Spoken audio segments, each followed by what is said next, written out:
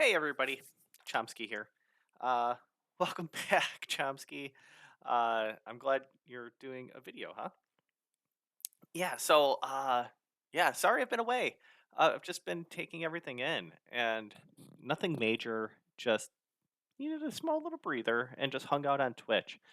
Um, yeah, that's the update. But I did want to do a quick little video of just some champs that I think have a lot of value that maybe we're overlooking. And Frankie, the super awesome standard poodle, wants to say hello. Come on, Frankie, come here. Yeah, say hello, you cutie. Who does not know the concept of personal space? Okay, okay. Uh, let's see if I could turn you around. Here we go. Yeah, this is Frankie. She often accompanies me on Twitch, so you can find me there and us there. Um, but yeah, so she's quite the distraction, and I am being guilty of it. But anyways, so here is 16 epic champs that I think if you get them, you need to build them out. Straight talk, these champs are going to help out. Some of them may be better than a legendary, but they do get some heavy use. So first one is Lua. I full disclosure, not all these champs are built correctly because I've pulled off a majority of the the equipment. I have parceled it out to others, or I just have them strictly as mules now. So you need to get away. Go. So first one is Lua. She's a void dark elf, so she gets kind of sketchy to get, but once you get her, it's really really solid. And really, it's it's this upgraded cold heart element here, where she decreases the turn meter by 100%. She's ignoring shield and block damage. This thing smacks. So you want to build her up with some accuracy, like maybe 350, 400, and then just have her go to town on that one. Additionally, she's attacking 3 times, and each crit fills her up by 2.5. So ridiculously powerful, awesome. So you could put a stun set on her, and then just have her go nuts. Additionally, she deals 50% of the damage of this A1 to all enemies if it's critical. So, like, this is basically an AoE without it being an AoE. So this is just pure damage. Like honestly, crank up the damage, crank up the attack, crank up the crit rate and crit damage, toss some accuracy, and you're good to go. And Dark Elf, like in Faction Wars, you need some damage, and she's got it. I have her at +4, and she's pretty solid. She doesn't have any masteries. That's my mistake. There's only so much minnow one can do, but you can. She's really really good. Next up is Dathy, Davy, Dathy, whatever. Not fully mastered, but that's because I'm dirty and I'll use legendaries instead. But really, really solid as an epic. He, not she, he is force. I got aspect just for longevity and just to slap it on him. Like nothing too major, but you definitely want to lean into attack. He has an increased attack, increased accuracy. He's selfish, but that's fine. He attacks all enemies, tosses a decreased defense, gets an extra turn if it's placed on everybody.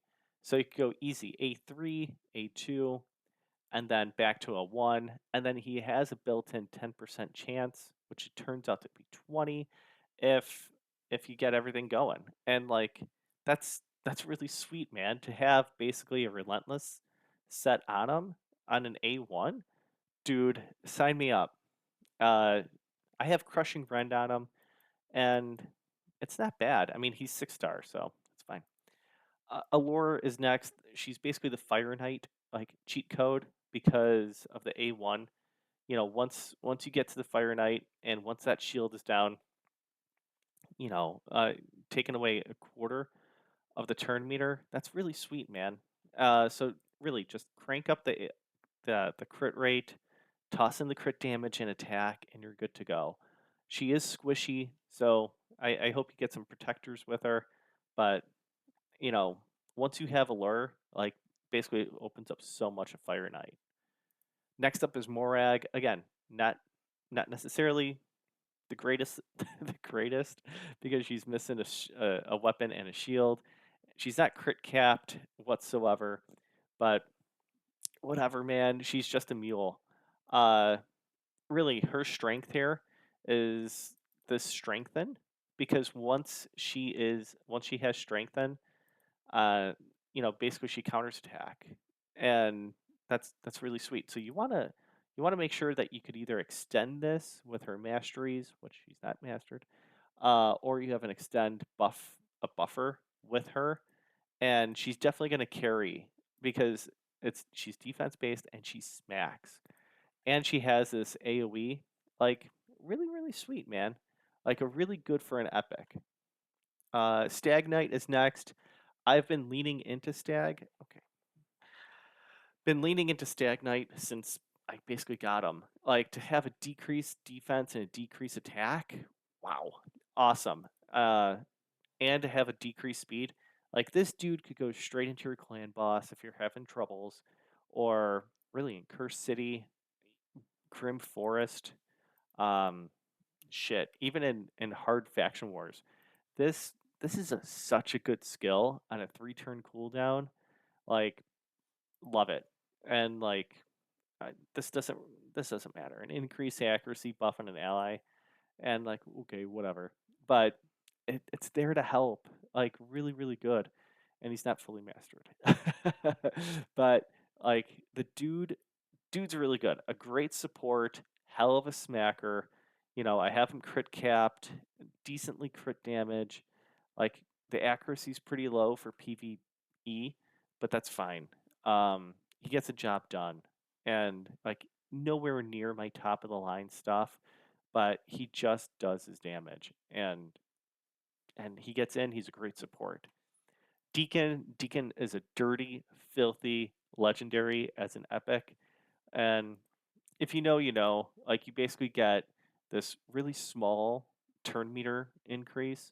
He also decreases the enemies, and then he grants an extra turn where you could toss in an AOE decreased defense. So we have Dark Fae coming up in the next Doom Tower rotation. This dude should be your number one. Like, just make him stupidly fast, and he'll go nuts. The leech is nice. Any damage you get out of him is fine, but really, you just want to have him go stupid fast. This way, he gets this going, and then tosses decreased defense. So speed, accuracy, whatever he can muster up with attack is great. Next up is Andrissia. I try not to have too many voids here, but I did want to sprinkle them in. Andrissia is really, really fucking awesome, man. Um, Here she could it's an AoE hit, and she has 100% chance of decreasing the duration of all enemy buffs by 2. Cool. Like increase in duration of our increased defense, whatever. But the big thing is this: she could take Stone Skin away, just like Lazurius, basically decreasing the buff duration by 2. Same thing with her. Um, Really, really powerful. Like you could, if if you have the ability, have her go first. Do the strip here. It's not a strip. It's just decrease in duration. So you do need to have accuracy on it as well. It is a coin flip with Stone Skin, but this is really really good. Additionally, she could also stun. You know, if there's no active buffs, it's for 2 turns. If they're like, it's just really really solid. Yeah, if there is nothing, it's 1 turn. If there is something, it's 2. So increase attack. You know, increase accuracy, whatever they may have. Just all right, aim for 1, and then you get 2. That's neat, man. And then yeah, decrease crit damage, big deal. But really, just if you're encountering a lot of Stone Skin in PvP, boom, get her in there, get her fast, cheat the system, get Arbiter in with her, increase attack, and then increase speed, and then there you go. Um, really snazzy. You got Venomage. I think she's stupidly good too. The heal reduction here is really solid, as well as to have a poison. This really comes in clutch when you're facing Amy. Amius and Curse City. Like to have the heal reduction out there for 3 turns really helps out. Like really just helps you out so much. So get her in a feral set. Like I have nothing on her.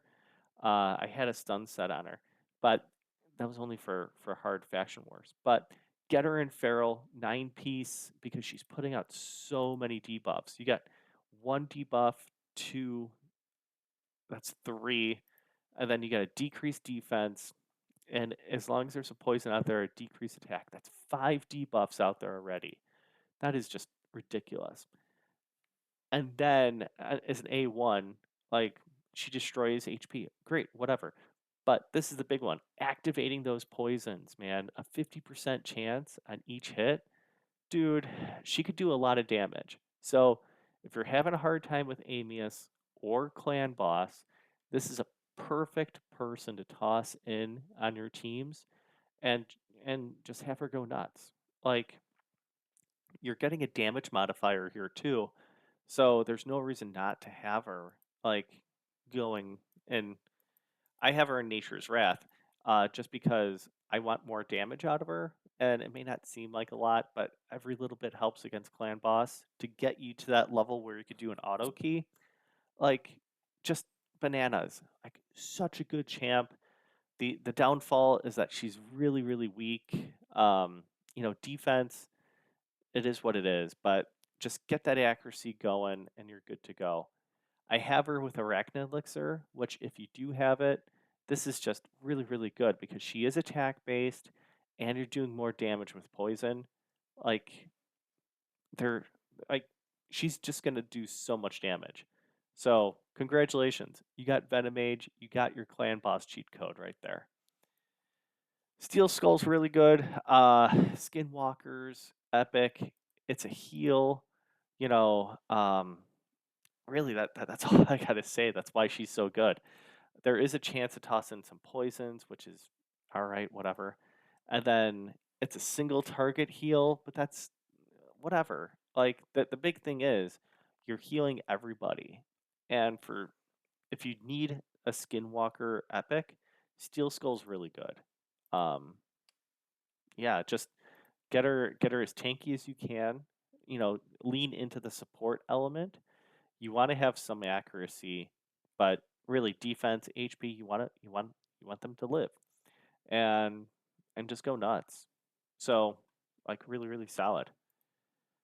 Uh, we got Skrank, which you know when he first came out, I was so smitten with him, and I'm still smitten with him.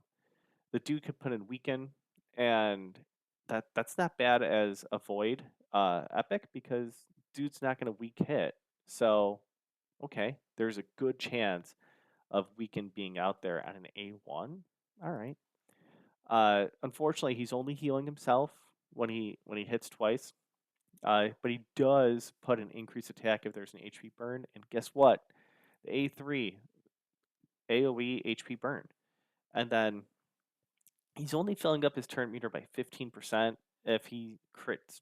Okay, cool. That's still just a nice little thing. To put out an HP burn from Ogren Tribe, nice. I was gonna say not bad, but I was thinking not bad, but my mouth was already saying nice. So he also does damage modifier every time an HP burn triggers on any enemy. Like, so he's going to get more attack and crit damage when it comes down to Doom Tower or any waves or anything like that. So not bad. You could also have him in Clan Boss, but it's okay. HP burn is one thing, poisons are another. You know, either way, you can't do any wrong with them. I the only downside is that he does take a lot of books, but you're gonna get epic books, so it's fine. Geo, a lot of people have already talked about him. The only thing I gotta say is that the A3 is really, really good.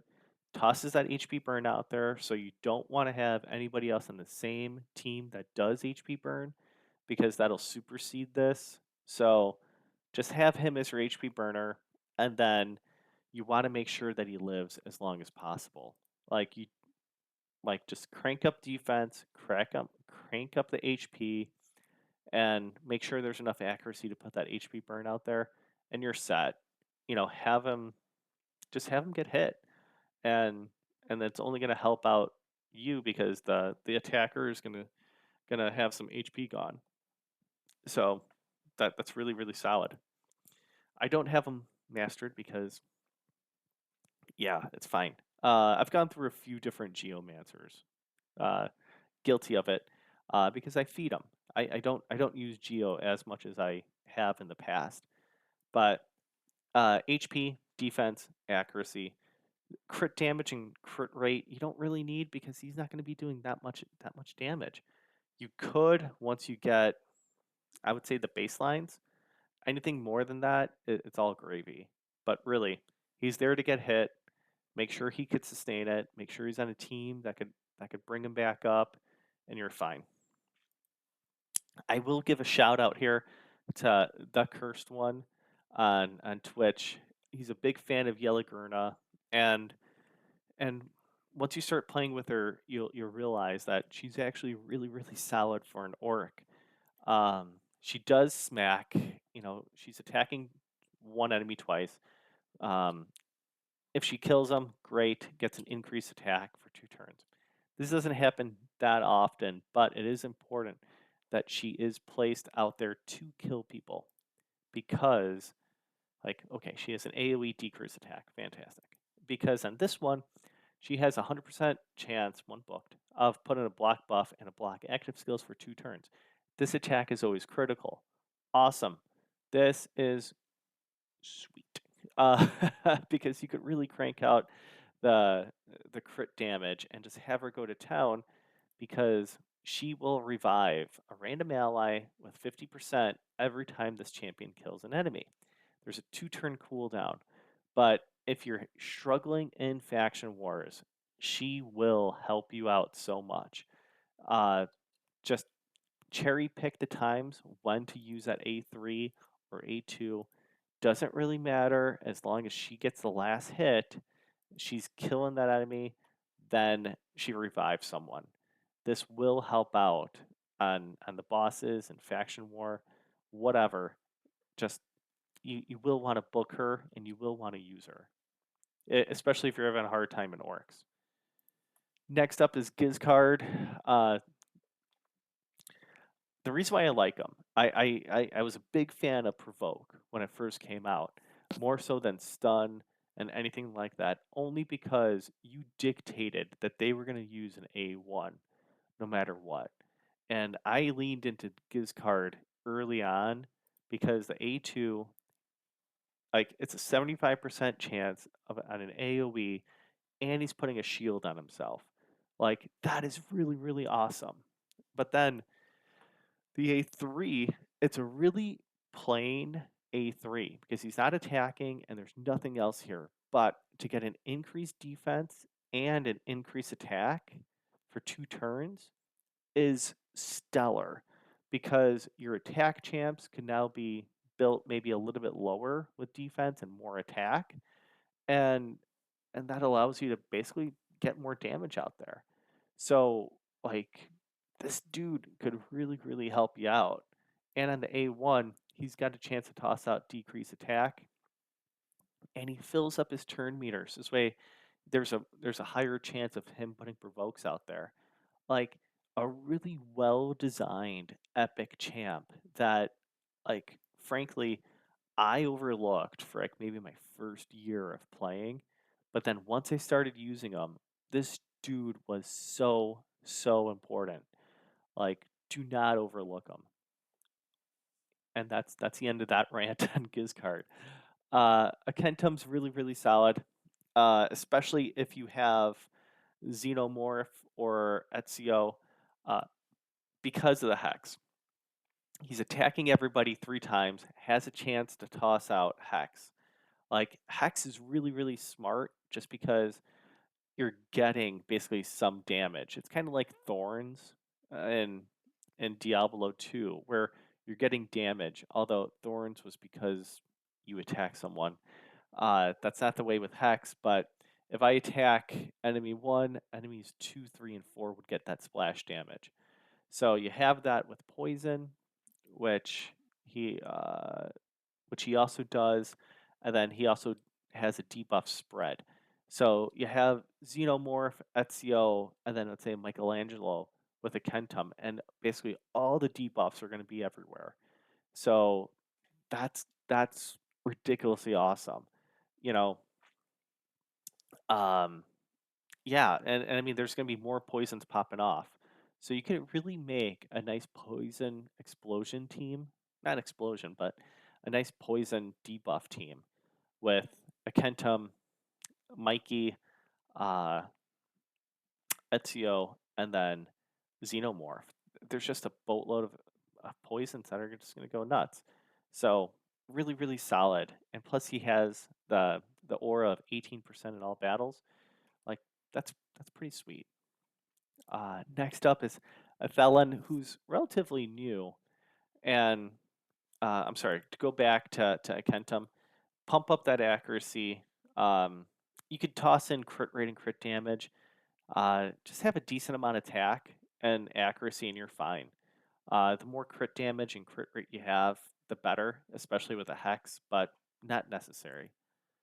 Here with a Thelin, or Ethlin, um, I've been leaning into her in hard faction wars. A really solid champ, just really really good. The A3 is increasing crit damage and accuracy, and then grants an extra turn. So this way you could do an AoE hit, tossing out their black active skills, and then potentially a true fear, either or. That's sexy. That's basically missing a turn, potentially with the true fear. But making sure that they can't use their skills for 2 turns, baller. So good. And she puts a shield on herself. That's fine. Not a big deal. But really, it's this block active skills and a void epic that is just so, so good. Like, yes. So you know, if you have a hard time in Faction Wars and you have Ethelyn, go for it. Like, really, really good. Last up is Siege Hulk. A magic, epic. I have Crushing Rend on him. I got 6 stars on him. He doesn't do like he's not my main damage dealer whatsoever, but it's really really sweet that he has an increased crit rate, increased crit damage, and he has the chance of tossing out decreased speed on a target. Like, okay, and then he's putting increased attack on himself, and then he also has a chance of tossing out their decreased defense to everybody. So this goes back to the whole Giz card thing.